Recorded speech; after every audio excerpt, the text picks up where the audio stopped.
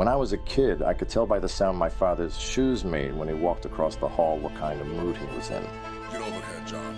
And it was during those days that I learned why a boy grows up and decides to be a bad guy. Because it's safer than being a good guy.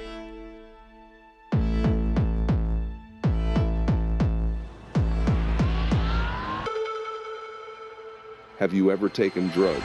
Yes, What drugs? pretty much everything. Have you ever cheated on your wife? Yes, How many times? as often as I could. Welcome to the CIA, Mr. McAfee. John, you gotta stop bringing me this stuff. Just email it to me.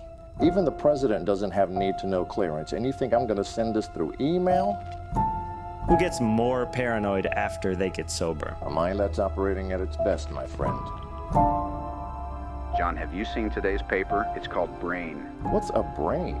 I think it's what you've been warning everyone about. They're calling it a computer virus. How the hell does a computer get a virus? It's replicating itself like a real living entity, moving from disk to disk, machine to machine, infecting every system it touches. We don't just sit there and make love to it. Can you stop it? I know how they did it. I could solve it. I gotta get Yale. Not Yale. Hey, Dennis, I need you to code something for me. Your clock is off. What clock? Your computer clock. Who gives a crap? It's like 200 goddamn milliseconds fast. You've got a broken clock. Fix it. I'm a software guy, Dennis. You know I have no idea how to fix the system clock. But listen. I'll fix it. All right, fine. Come fix it. I still can't believe you got him to leave his house. He never even looked at you, did he? Looking at me doesn't help me. The programming of a man whose work has never, once, ever contained a single bug helped me. Well, that was fast. It's over? It's over. The virus has been killed, removed, and the damage has been repaired. John, you do realize that everyone on the planet is going to need what you just invented, right? An antivirus? What do you mean? I think those numbnut brothers behind Brain woke up a sleeping hacking community. These viruses won't stop now. Most are child's play, but John, you gotta check this out. Welcome to Jerusalem. This virus's code actually takes over a program's code and changes it to its own. It only activates on Friday the 13th of each year, so it can hide and programs undetected and then affect hundreds and thousands of programs at a time. Lucky for you, John, you happen to be one of only 4 people on the planet that can figure that stuff out. Good luck, Superman. The fight for the future of mankind at the dawn of the electronic age is in your hands. Let the games begin. All right, we got our top 25 hackers, each with their own subtle nuances. Igor Korovinsky, the quicker you figure out if it's, say, an Ivan variant, the quicker we can kill it. What's this? I don't know, never seen it before. It's called the Whale. And guess what? It's encrypted. Every copy of the virus is different. On every program that's infected, there's nothing that resembles the virus's original DNA after encryption. We're gonna need a bigger bow. Where's Dennis? You need the DNA of the decryption module. You're Wita. Moby Dick is back, and this time it looks like he's out for blood. Beautiful. If your computer has been acting strange lately, you're not alone. We've just received word of a new computer virus that antivirus pioneer John McAfee claims can potentially move across the world, shutting down every computer in its path in a matter of just days.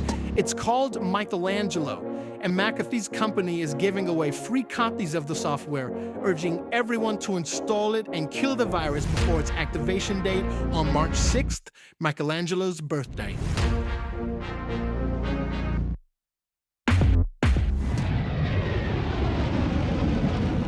So you've hired many of your opponents and therefore gotten things in the virus world to calm down, and you've left your company. Is it safe to say that John McAfee can finally stop battling the villains of the internet and live a nice, quiet, safe life now? Well, not quite. Don't forget that I'm still the #1 target of hackers still out there. It's sort of a badge of honor if they could say that they hacked me. Oh, right. I heard that you have to do things like have others buy your computer equipment for you, use pseudonyms during setups and logins, and change your IP address multiple times a day? That's correct. And I'm sure there'll be other issues that come up, as no one and no place is completely safe.